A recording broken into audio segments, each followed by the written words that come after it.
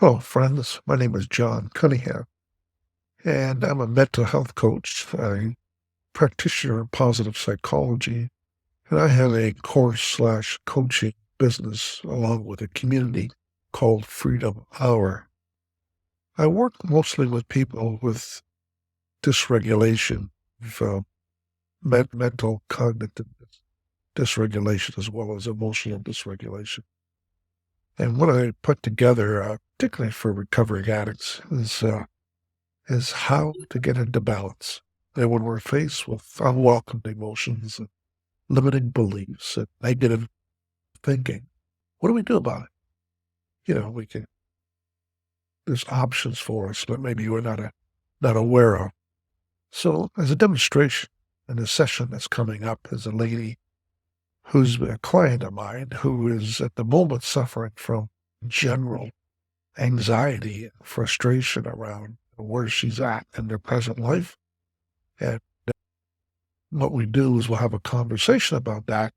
And through the back and forth, what we're going to do is establish a plan of action that will help her deal with what she's dealing with and give her something empowering to reach for.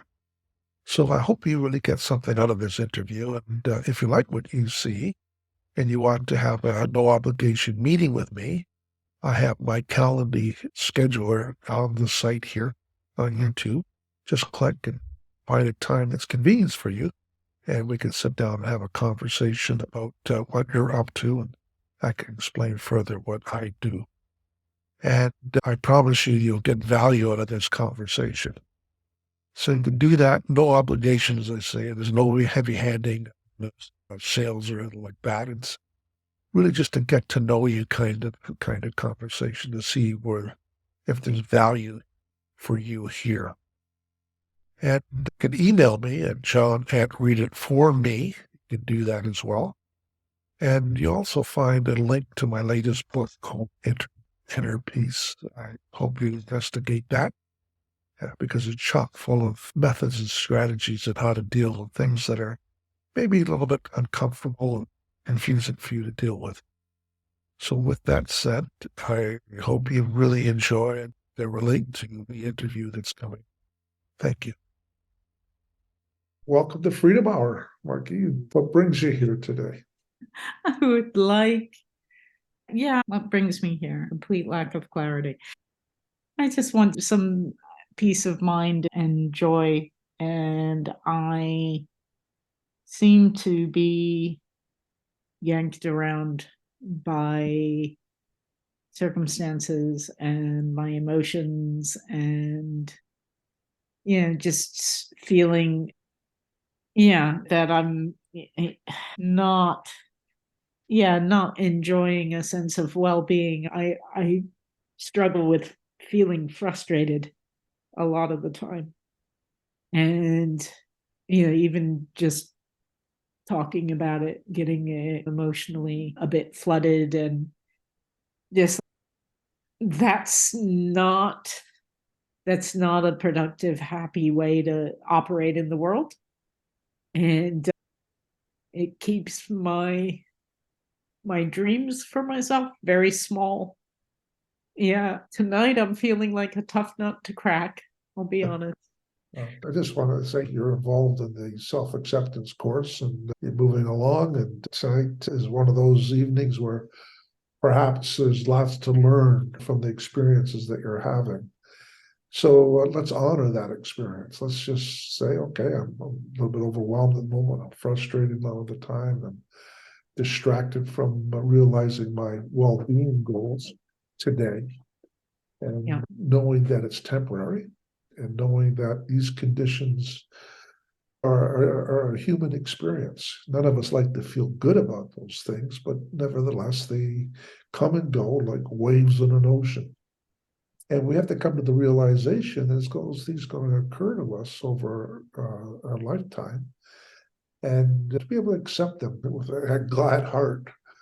It's interesting that you bring this up tonight because I had an occasion to speak to someone today who's suffering from pain, physical pain. Mm. And So the pain physically that this lady's having is really no different than the pain that we experience in our emotions or our mental state.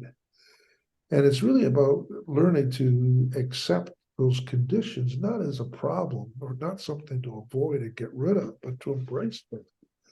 That what you're experiencing is completely normal and human. And as I say, it is temporary. And there's always something of value there for us if we tend to look at it that way. So this is called reframing. So we can look at the experience and say, oh, I'm feeling terrible, I'm overwhelmed, I don't know what to do, and I'm confused. All legitimate kinds of statements to make, by the way. Or we can reframe it to better empower us on how to deal what is inevitable. And the idea of self-acceptance is the idea that we learn to accept ourselves on an emotional level, as well as a mental level and a behavioral level. And not under any conditions, by the way. We accept ourselves as we are in this moment. It's a decision that we make. Now, some of these things occur to us, and it's maybe a little bit more sensitive around accepting ourselves because we don't feel good about the way we're feeling. But this is where the idea of self-acceptance really helps us. That it's not about a complete happiness or Shangri-La or a Pollyanna kind of experience for the rest of your life. It's learning how to deal with those things that are emotionally overwhelming and what I call unwelcomed emotions, and to know that you're okay. Yeah. What do you think? That would be lovely. At the moment, yeah, I probably feel a bit stuck in a loop of really not wanting to feel the way I'm feeling, Yeah, not wanting to be this frustrated and this down on myself. yeah. But it's hard because it's a lifetime of this, and I find myself tonight really shooting myself. I should have mastered this years ago. And I was ridiculed by my family for it.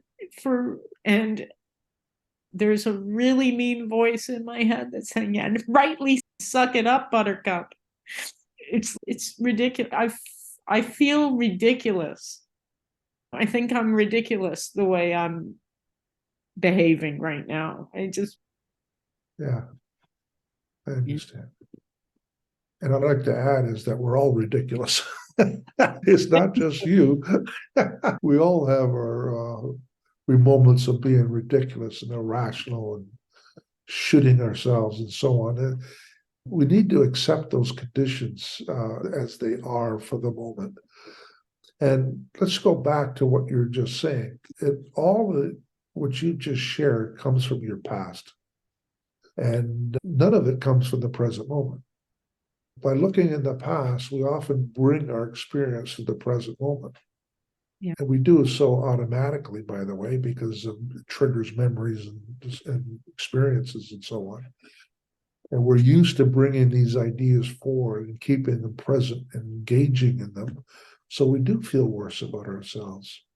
Yeah. So this idea of a me story and personal narrative we have that justifies or explains the way in which we're feeling is really based in fictitious. It is not, it is, a lot of it isn't true. Now, some of it is a fact. The families of our youth and so on, we remember certain facts, but we also added a whole bunch of other things that weren't facts. And the challenge we always have is that we've collapsed these two things together, the fiction and the fact, and we call it truth. And we tend to operate from this me story and that narrative as if all of it was facts. So I get what you're saying, and I get that you may be disappointed in yourself in the moment, but I can assure you that you gained a lot about from that experience. What's at this moment you may not be able to see. So what I'd like you to do is stand back for a moment and just observe that situation and see how bringing it forward to today is not in your best interest. You agree? And a myth is that we feel the way we're feeling or experiencing life today because of some other cause that's happened in the past isn't true. There is an element of choice here, which often we miss. Yeah. Living life today in the present moment is a choice we make. Now, I get there's tendencies, I get there's patterns, I get there's an area of comfort, I get all of that. But we want to come to this place where we are the observer of our experiences, where we get to make choices. Now, that doesn't mean not to feel what you're feeling. I encourage you to feel the rawness of your experience. Just embrace it and be with it, but not necessarily engage with it, not conclude anything about it. Don't judge yourself as a result of that experience. Just be with it. And what you'll find is that experience will go away quickly. It's only when we hang on to it and we tend to explain it and then we look for the cause of it that we actually make that experience longer than what it needs to be. Yeah. What do you think about that? I'm an expert explainer of causes that are probably fictitious. Yeah. They keep me stuck. I'm really good at it and wish I would stop. All right. There's an element of automaticity to it that just, Yeah. here I go again. So wishing doesn't help. Yeah. It's not accepting the way you're actually experiencing your life. You're much better off by acknowledging the fact that you're in some sort of emotional pain and just be with that and to say it's okay without the idea that you have to put blame on something else that's happened in the past. Just be okay. I'm feeling overwhelmed, emotionally upset. Nothing in particular, but it just seems to be a lot of things are hitting against stuff, and I'm just upset. Okay, great. Now what? Now what? We can linger in the experience of that, and we can continue that kind of conversation by saying, "What's the matter with me? I'm not good enough. Why me? I don't deserve this." We can use all those kinds of statements and explanations for it, but that's not helpful. It doesn't move you forward. What moves you forward is, first of all, is this idea of accepting the condition in which you're experiencing and allowing yourself to see what you can let go of so that you can move forward. Now, once you choose to do that, your energy will start coming back. Once you stop blaming yourself and criticizing yourself for how long it's taken you to come to this realization, the more able you are to have the energy and enthusiasm to move forward. The more you're stuck in the me story, that narrative we talked about, all that's doing is building emotional walls for you. That's preventing you from moving forward. We just look at it as an experience, say, yeah, I had this kind of childhood, yeah, and I was conditioned this kind of way, yeah. And that's not going to halt me from becoming a person of flourishing or well-being. Can you say that to yourself? Yes, I'm Okay. not 100% sure I believe it. That's okay. That's okay. Too close to the pain at the moment. Yeah. And So believing it comes after. It doesn't start with belief. By saying it to yourself, you're creating a new belief that I am enough. That look in the mirror, deep into your eyes, and just say, I love you for who you are as a human being. And that you have a degree of worthiness about you that is not earned, by the way, it's a gift. And I like to call that the sacred identity. You have the sacred identity. And right now, you're blinded by circumstances, situations, feelings, and thoughts from seeing that. But it's there. It's there. So, what we want to do in this session today is really allowing yourself to see some of this worthiness that you have so that you can feel good about yourself so that you're able to move forward to expand whatever it is that you're up to in your life. How's that sound? Sounds good. Yeah, Yeah. great. Do you agree that the things you're having or experiencing at this moment are not unusual? It's a human condition. Yeah. Yeah. It's Yeah. Yeah. Do you believe that it's temporary? yeah, but it seems to be on repeat an awful lot. Yeah. Okay. That's fair. Yeah. That's Yeah. fair. It's temporary, but it seems to be recurring. Yeah. Yeah. Yeah. There is a way of working with the reoccurring old pattern. But let's just talk about this moment and we'll circle back to the when it comes back to us. All right. So we know that it's a human condition. We know that it's temporary. And we also know that we're not the experiences or the feelings or thoughts that we have. We are the observer of those thoughts. Is that correct? Yeah. Yeah. So when we're looking at this experience that you're having, this emotional experience you're having, what are you learning about yourself that would be beneficial and empowering for you to learn? As unpleasant as I am finding it, I know that yeah, it it is temporary, that I can choose to be with the experience and honor it, and eventually it will pass. Great. Those are very important things. Now, what is the experience doing for you? I am not sure, honestly. That's okay. That's okay. Because we're not used to changing the words around where you know what it's doing to us. Yeah, what is it Eh, doing for me? It's giving me an opportunity to really notice that I am not my feelings. Okay, great.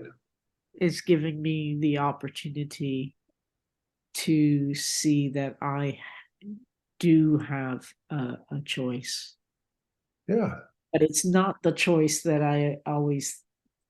I think I've been habitually making a choice to try to avoid or run away from or judge and beat away whatever it is I don't like.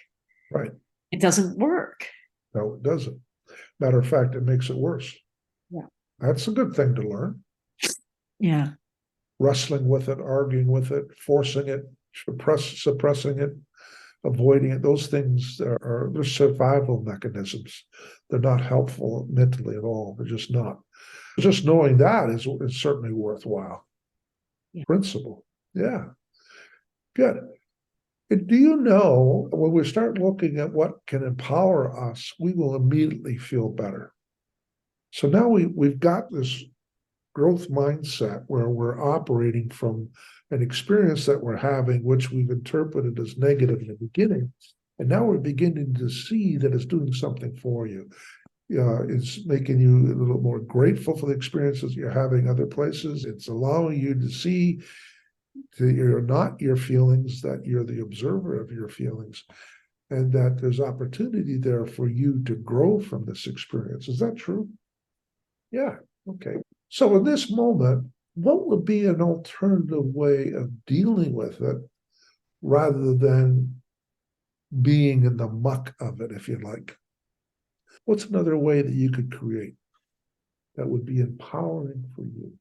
I'm really not sure, but I think perhaps it just simply maybe to just to myself with some compassion say, wow, Okay, great.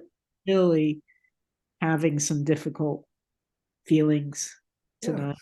So what would those words be like for you? Can you just express them for me? Yeah. Hey, it's okay. Those are some pretty big emotions that you're experiencing. Yeah. And it's all right. This is going to pass. Yeah.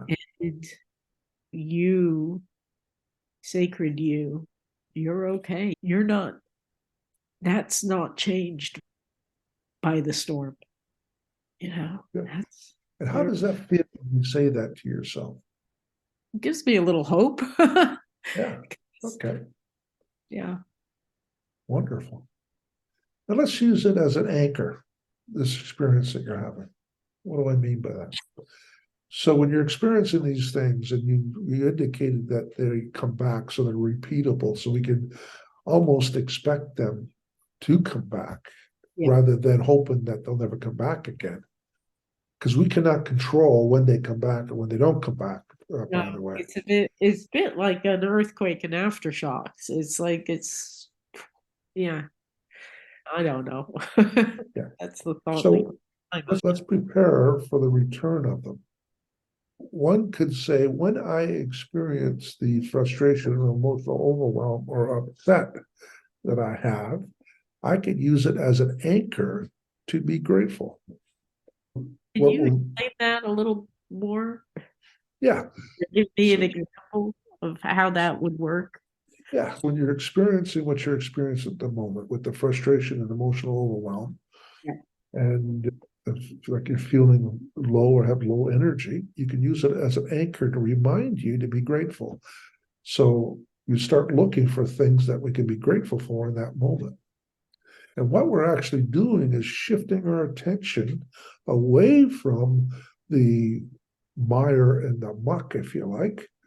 We're not avoiding it. We've accepted it. We've embraced it. We know what it is because we're here before. We acknowledge it. We know it's temporary. We also know it's a human condition. And now what we're doing gently, moving and shifting our attention to gratitude. Okay. What am I grateful for? First of all, you got to be grateful for the, To have somebody to teach me and guide me how to do this, because yeah, I'm learning it now. Not I didn't learn it in the past. So I'm grateful for this session for sure. so that's one thing that we can do as an alternative way of dealing with it. It could create an anchor, and that will help us move to gratitude. So immediately when we're experiencing those things, we shift our attention after we've embraced it and welcomed it, and knowing that it's temporary and knowing it's a human condition, we then move our attention to be grateful. Another alternative I put in your space is this: that you're feeling at times emotionally low and upset. You wonder how many people feel that? It's in your circle of influence. How many people feel that way in my circle of influence? Yeah. I would imagine all of them.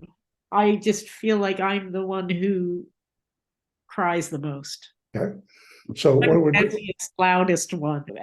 Other people do, but I'm really loud and messy about it. okay, that's okay. But I want to create an anchor when that happens to you, that you reach out to somebody in your circle of influence, sharing with them exactly what you're experiencing, which will give them permission to feel what they're feeling. So now we're actually using the experience to benefit other people. How do I do that without wallowing? Maybe you need to wallow. This is about being vulnerable and authentic. It's not about hiding or sheltering or looking like you're in control. There is tremendous value in being who you are. For other people to see what you're actually experiencing, because other people may believe that they shouldn't be feeling what they're feeling, that they're hiding under a social mask. And what you're doing in your leadership is showing people that it's okay to be upset and that you're doing something good and empowering for other people when you're not feeling the best yourself. Yeah, maybe, but I'm not sure. Okay, so I'm hearing some resistance. Yes. So I want I have I honestly wish to high heaven that I had a better mask. so I want you to know that's inauthentic. Okay. Who you are needs to be presented to the world, not in any different way than who you are. Who you are needs to be honored and validated because you have a sacred identity, because you have worthiness and you have dignity as a human being. And pretending you to be some other way is really a violation to your own values. Now, it may not feel comfortable for you. No one wants to be vulnerable in a sense. And I like what Brene Brown wrote. She said, when we see vulnerability in other people, we think it's such a strength. But the vulnerability with ourselves, we see it as a weakness. Yeah. Yeah. What we want to be as real as we possibly can when we're dealing with things like this. Now, these are only suggestions, by the way. They're only making some ideas up for you to start planting seeds for your new pathway. That may not work for you at this moment, but believe me, I'd get to consider it. We have two alternatives, two anchors now that we can reach for. One is gratitude, the other one is sharing it with another person for them to benefit, by the way. Yeah. Can you think of a third way? What else can I do with this, you mean? Yeah. No. I do think perhaps this could be an anchor for self-care. Yeah. Okay. Perfect. What would that represent for you? Literally, when I feel like this, I think it would be wrapping myself up in my favorite blanket and having a cry because I Okay. just, Maybe that's what we need to do yeah. rather than trying to resist it. Because what you're doing when resisting, you're just making it longer. That's all you're doing. An anchor to wrap yourself up in your wonderful warm blanket and having a cry. Yeah. Beautiful. Good. So now you have three options from when this happens. Can you see yourself doing any one of those things? Yeah, no, I definitely can. Which one? Tonight, probably the blanket. Okay, great. Perfect. Perfect. I'm already slinging the snot around. Okay, that's so good. All right. Now, tell me, do you feel stuck anymore? Surprisingly, no. Yeah. No. So now you have a way of dealing with your emotions. Okay, good. So one of the things that we run into as a human being, by the way, Becky, is that we live a life of feelings and thoughts. And it is called the thought feeling cycle. And it is difficult to get off that cycle. So you have a thought, then it comes with another feeling. That feeling creates another thought. And it's like a downward cycle. Yep. So that cycle, we want to have an exit ramp. The way to have an exit ramp in this thought feeling cycle, by the way, here's another strategy that you could use, is getting present in the present moment. Because you'll notice the experience started from your past. So that means you're not present.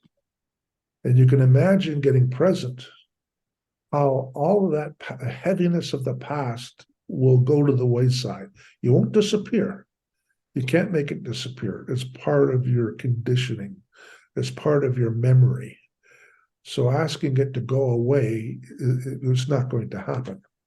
But what we can do, because we're focusing in the present moment, it will go to the side. So it no longer is at center stage for us. And now we have an open stage to do whatever it is we're about to do. And how do we do that when we're so used to going to the past and bringing the past to the present moment? The easiest, simplest way to do it is your breath, some breath work. And so when I'm in my past, when I'm in with the narrative and I'm trying to feeling sorry for myself or whatever that condition happens to be, I could just say, oh, wait a minute, I detect that. And the way for me to move away from that is paying attention to my breath, focusing on my inhale, filling up my lungs as deeply as I possibly can, hold for a moment, and exhale it out. That catapults us to the present moment. And life in the present moment is a lot lighter to deal with than the baggage of the past moving in the present moment. What do you think of that? Yeah, very true. Just remember to make my exhale longer than my inhale to give my body the signal it's all okay. Yeah. Yeah. Yeah. What do you think so far? You feel better? Yeah, a little better. Yeah. What would make you feel a whole lot better? I think moving away from, no, that's me avoiding again, but at the moment, I feel, or I'm thinking that I don't really have a grasp of what my intentions are, what my goals really are. And I feel like, therefore, I do live at the whim of my thoughts and my feelings because I'm not filling it up with a really good, solid sense of, What is that teaching you? course. What is that teaching you? What is it teaching me? I'm going to be at the whim of my thoughts and feelings until I set some kick ass goals. Okay, great. So it's Uh, teaching you to set goals. it's teaching me to set goals, but Good. I'm, yeah, and I can feel the resistance as well. It's no, and it, which is nuts. I don't know why I keep putting my hand on the stove. It's really, I feel really stupid. No, not at all. Listen, what happens is this: there's a true self and a false self, and there seems to be conflict. False self always wants to remain in control. It always wants to have you do what you normally would do. Called the ego, the conditioned learned self, and it doesn't want to give up its throne very easily. So this is where resistance comes from, that voice in the head, you can't do this, you don't know enough, you're not good enough, and so on. And what if we start engaging in that voice, if we start the debate cycle, what we're going to find, we're going to crawl to a halt. So again, we want to resurrect this idea of choice. And now this comes in time, by the way. You have to be patient with yourself, where you begin to see that choice is the matter here. So who are you going to listen to? Are you going Well, to listen to that my dark? self What's that? an ego. I really, yeah, I don't want to listen to the false self anymore, but it's just so loud. Yeah.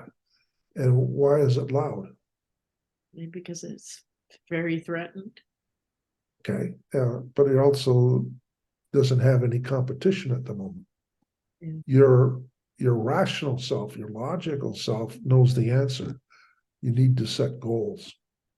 And by filling the space up and setting goals and intentions in your life, that voice will become quieter. The only reason the voice echoes right now is because that's the only voice that you're listening to. Is that a fair statement? Yeah. And Okay. I feel ashamed. How can I have spent so many years without goals?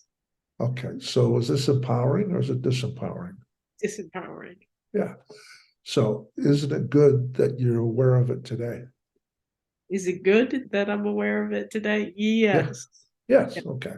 There's an old Japanese saying, the best time to plant a tree is 30 years ago. The second best time is today. So there's an experience just to look at it and say, okay, my tendency is to wallow in the self-pity and regret, but I don't have to go there. I can choose to say, okay, thank God that I've learned it finally, and now I'm moving forward. Same thing's true, by the way. Both things are true. One's empowering, the other one's disempowering. Yeah. So we want to choose the more empowering one to move us forward. If you filled your life with intentions, I think that's a whole other session we could work with, or in goal setting. Many of us don't have the resources yet to actually establish firm goals that we can move forward. There's a whole training around that as well, because it's important to set realistic goals, but also having a system in place to make sure you achieve your goals as often as you possibly can. Yeah. Okay, good. Let's just talk about what we experienced today. You are real and authentic with the experiences you're having. You have an emotional overwhelm, you're upset mentally, and you're confused, and you're feeling poorly about yourself. We talked about the feeling thought cycle and how harmful it is. It's very disruptive mentally, by the way.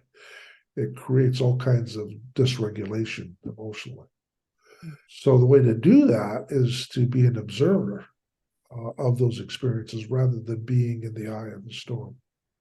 And to come up with some alternative plans on how to deal with these experiences when they come up, knowing that they're temporary, knowing that that's a human condition, and knowing that those things have something to teach you. And we start looking at things like that, what happens is that we become empowered. We move forward. We gain momentum.